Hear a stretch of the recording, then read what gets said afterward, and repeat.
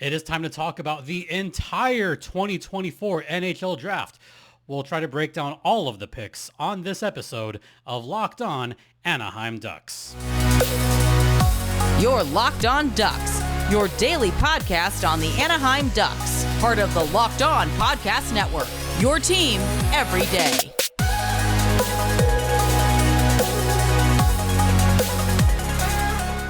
Welcome to Locked On Anaheim Ducks, part of the Locked On Podcast Network. I'm your host, Jason JD Hernandez. I've been covering hockey for well over a decade, and today's episode is brought to you by FanDuel. Make every moment more. Right now, new customers get a boost or bonus daily. For all customers, that's right. There's something for everyone every day all summer long. Visit FanDuel.com/lockedon to get started. So as I mentioned, I've covered minor league hockey for a long time, have contributed to Defend the Nest with John Broadbent, and also the PA voice for the Firebirds. But we're here to talk about, well, some new Ducks and some of these picks that are going to wind up being San Diego goals. So this isn't really like a goals episode, but this is an episode trying to break down all 9 picks that the Ducks made in this draft. And before I break down the picks, I'm going to try to get to all of them on this episode. I realize that, on here, episodes are about 25 minutes long. And if I don't get to all of them, then we'll just do another one. That's probably what's going to wind up happening because I do have a lot of thoughts on a couple of these picks. So let's get started and just go in order from the first round onward. And we've got to start with that number 3 pick, Beckett Sennecke. This one shocked a lot of people. And it shocked me for a little bit until I was getting a text, maybe about an hour before arriving in Vegas.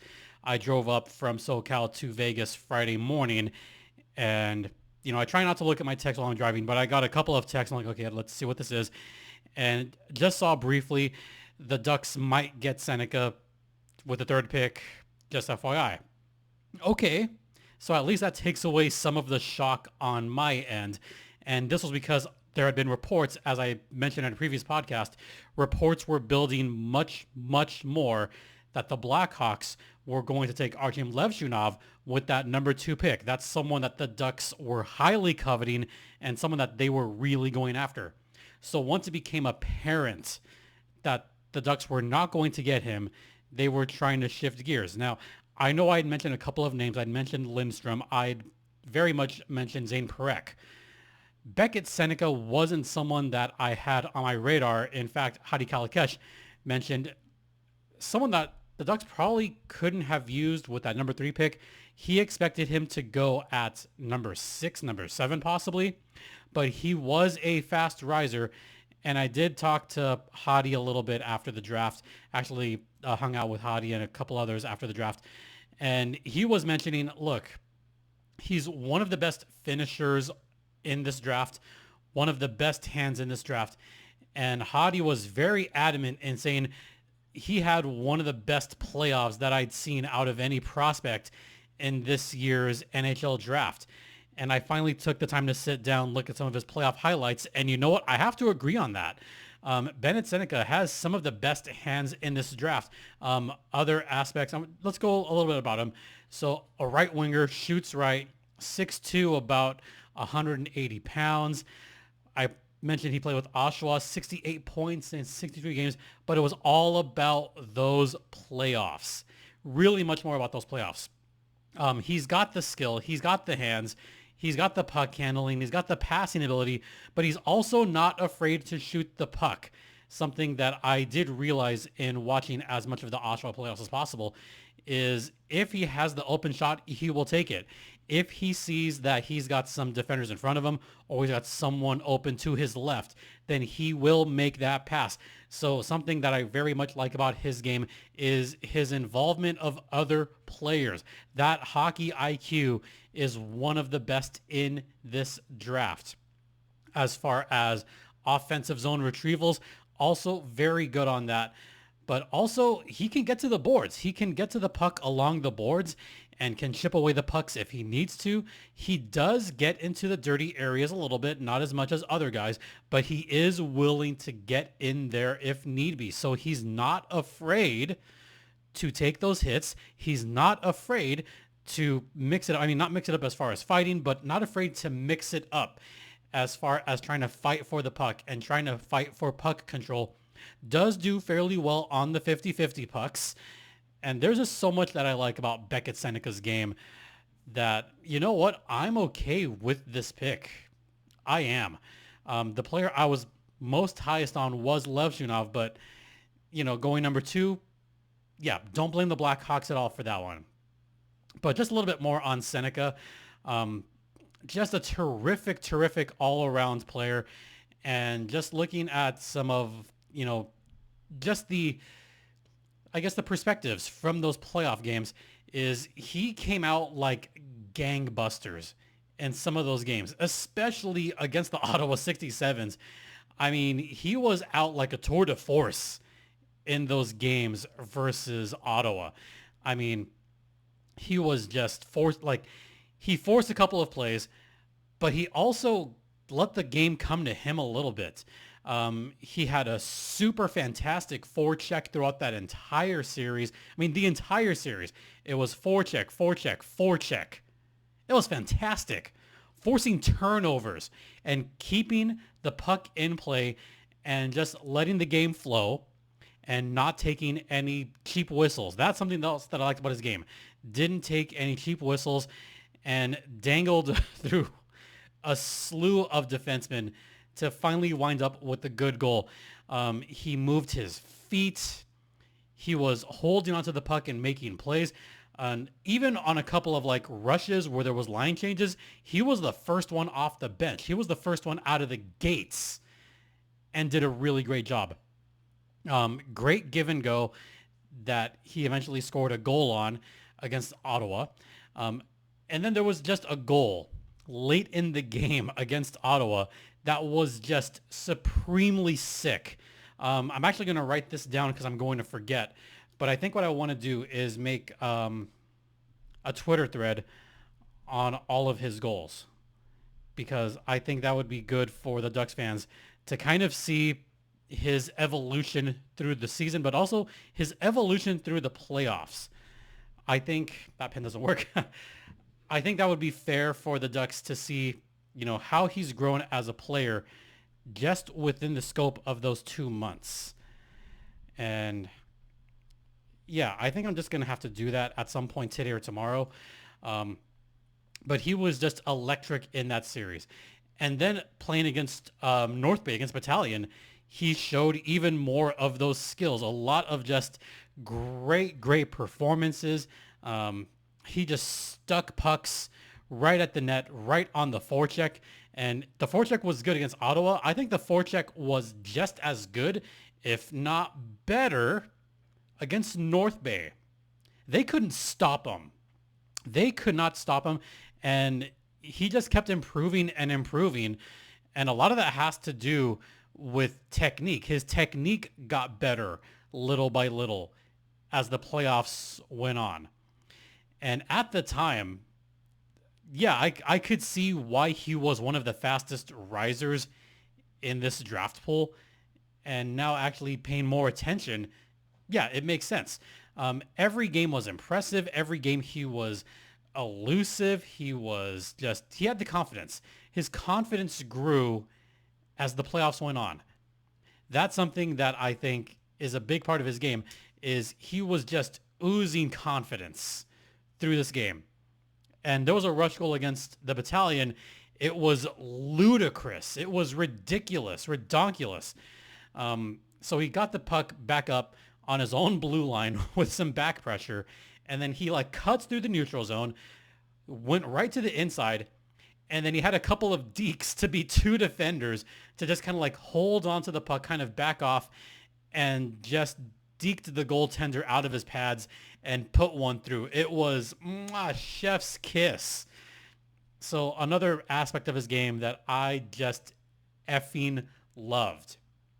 So I could see why he was a top 10 prospect. Pat Verbeek, he apparently only saw one game of Beckett Sennecke, and apparently it was through these playoffs.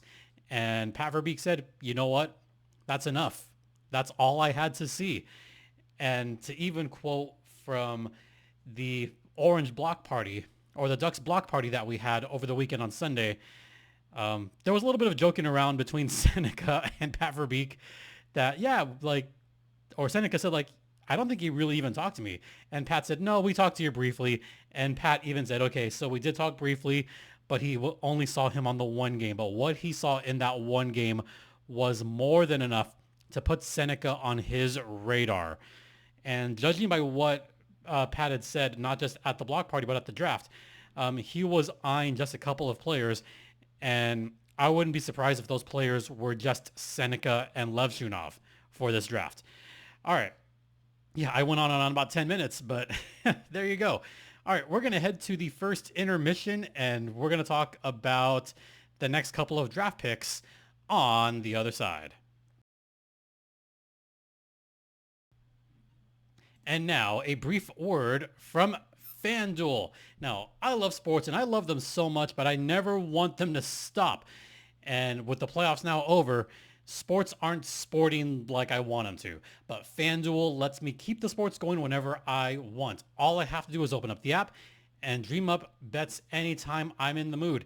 And this summer, FanDuel is hooking up all customers with a boost or a bonus daily. That's right. There's something for everyone every day, all summer long, even through the dog days of summer in Major League Baseball. So head over to FanDuel.com/locked-on and start making the most out of your summer. FanDuel is the official sports betting partner of Major League Baseball and the official sports betting partner of the Locked On Podcast Network. And please, folks, gamble responsibly.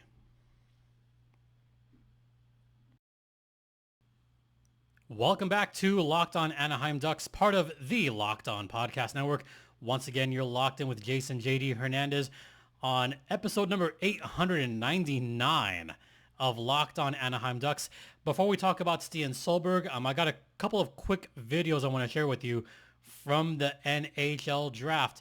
And this comes courtesy of Haley Taylor Simon, who hosts Locked On Blues, who sent over a couple of videos for me to share on the podcast with Beckett Sennecke. So let's get to those videos right now. The NHL Draft is something that you can kind of control a little bit more. Obviously, you kind of knew where I was going, I think, a week or two before. But this draft is something that I didn't obviously expect. I saw it by my face, I was pretty shocked. But I mean, Oshawa means the world to me. They've kind of developed me and created me into the player I am today. And they got, I think, the best staff and best organization in the entire CHL. So obviously people that have helped me a lot more than others, and some that have, even people like the Zamboni drivers play a part. Everyone plays their own part in kind of getting this player to here, but I'm so thankful for kind of everyone. So. And I realized I spent 11 minutes talking about Beckett Sennecke, and I could talk about him for a while. So this is going to end up being a two-parter. So we're going to talk about these draft picks, talk about the other draft picks, and I actually wrote down what's going to come up this week. So we're going to talk about the draft picks. We're going to talk about the schedule release. We're going to record a free agency show, or lack thereof, but we are going to talk about it. And we're also going to talk about trade targets, because that's where the Ducks need to look, and much more. So that's all coming up this week and into next week. Next week, we'll try to get a couple of interviews.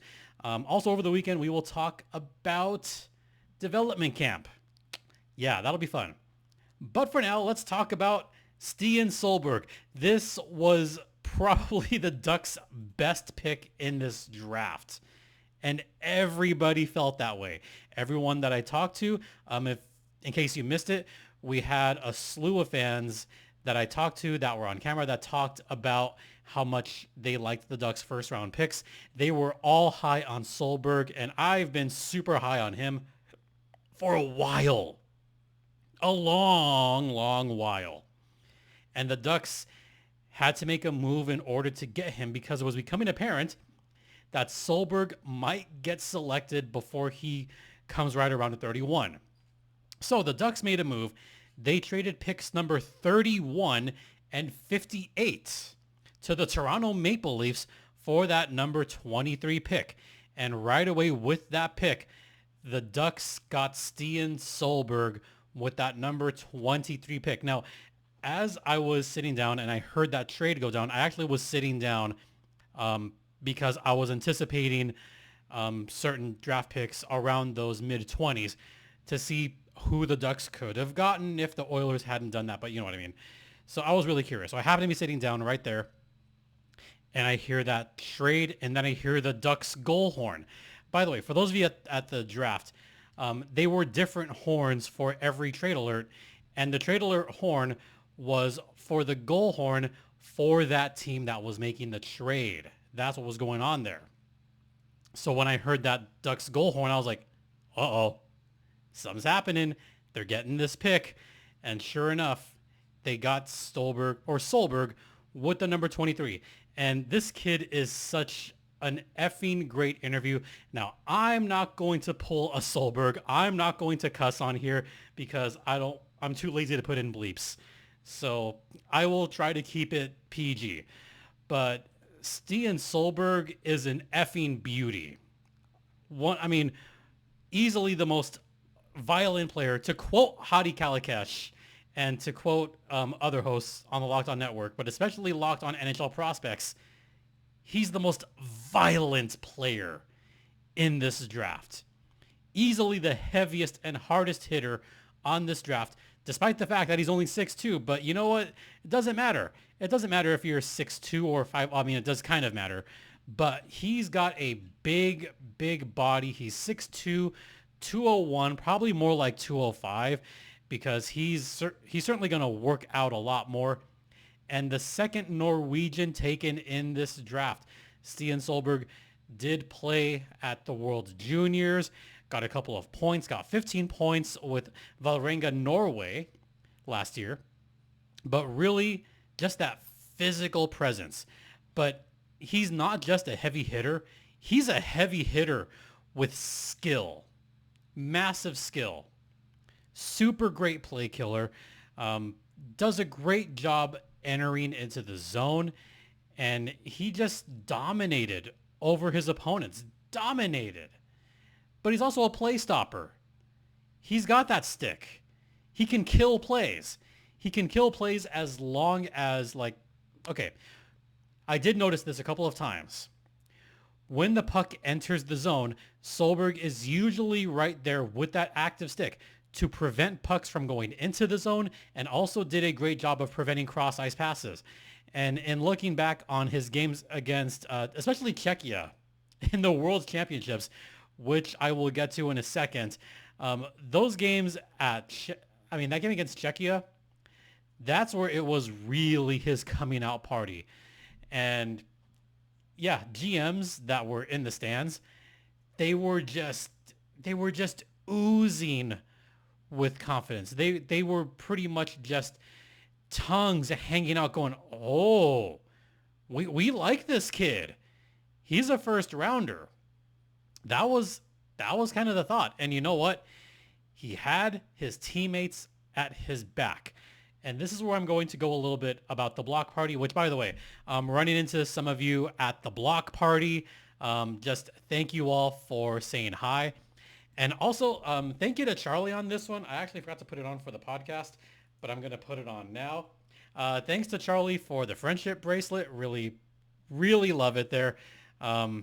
Yes, I've mentioned several times on this podcast, I like listening to the occasional Taylor Swift song, more than I'll admit.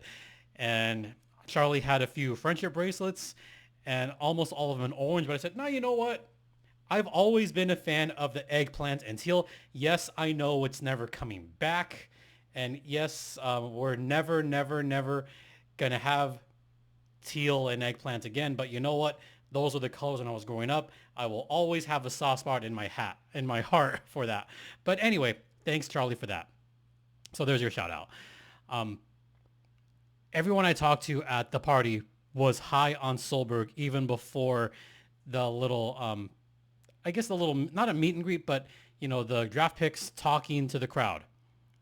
And then he starts talking. And then he starts talking about something that happened between him and Radko Gudas because Frenchie asked him the question, had you talked to Radko Gudas before the draft? Or had you talked to him like in the couple of days since the draft?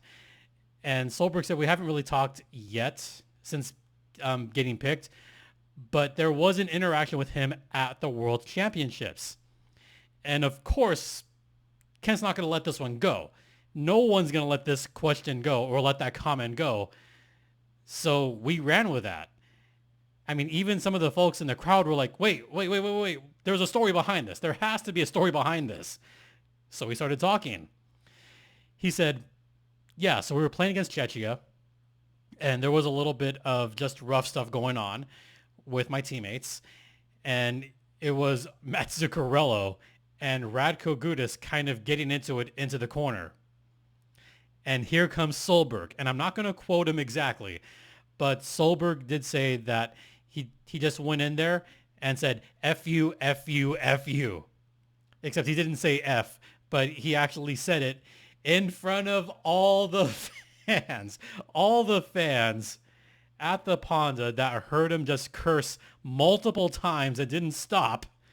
The crowd erupted. That was the loudest roar at that block party that day. So for those of you that were there on Sunday, you got to hear Stian Solberg just drop F-bombs during that time, which kind of shocked everybody and got the response, I know we're not on TV, but there are kids here. You know what? Keep being you. Keep being you, Stian. So I just love his attitude. I love his positivity. He's excited to be in Anaheim. And I'm excited to see him put on a Ducks uniform during development camp. I'm excited to see him at the Rookie Challenge in September. He's going to be fun to watch, folks. And I just like him a lot. Super good two-way defender. Plays really hard on the body. He does like to shoot the puck whenever he has the chance. And he's got a pretty, not a, like a hard shot, not a super hard shot, but there is a little bit of weight to it. And he's just very competitive and one of the best defensive defensemen in this draft. So that's the breakdown on Stian Solberg. All right, we're going to head into the second intermission. I'll talk about the next pick or two. Actually, the next pick. I'll just go one pick on this one. So we'll talk about him after this brief intermission. Stay locked in.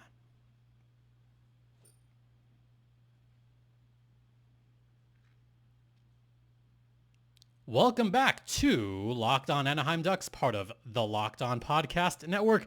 Once again, you're locked in with Jason JD Hernandez, and we're going to wrap up after this one. I've gone almost over time.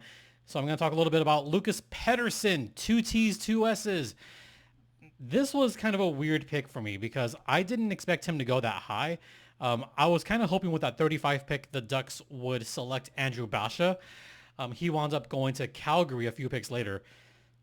And by the way, just a little bit of an anecdote here. I did run into the Basha family after round 1, and they were disappointed he didn't get picked. And I even told the family, you know, I'm kind of pulling for the Ducks to get him at 35 because he would be a terrific player. But, you know, the Ducks went center on 35, so that'll add to their eventual center depth. Possibly good center depth with the San Diego Gulls. But I just like him a lot with pick number 35. A little bit about him really quick before we wrap up. So Pettersson, to me, he's got like a very, very good ice vision and also very good skating. Good side-to-side skating. Good forward directional skating.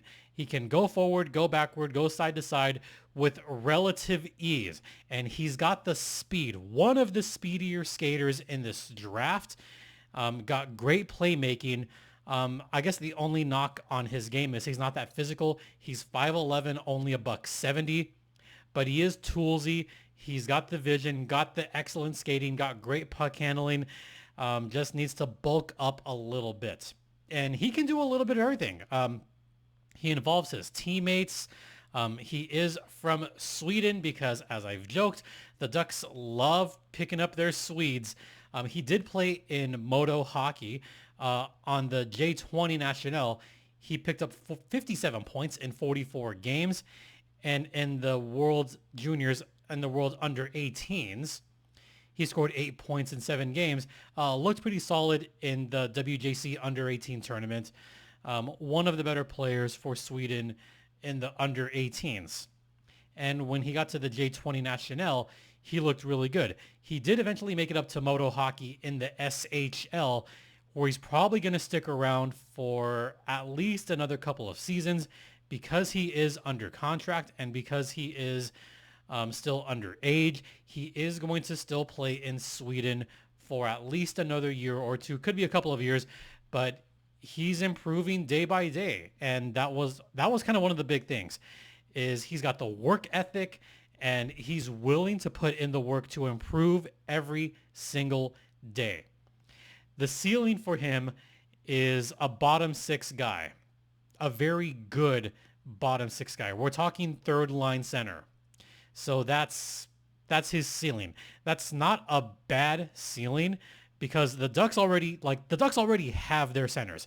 They already have their top 2 centers. That's without question. But he's got speed. He works very hard. He's got terrific puck ability. And he was probably one of the best Swedish forwards coming out of this draft. He's got a super good motor. He helped Sweden win the bronze medal on this one.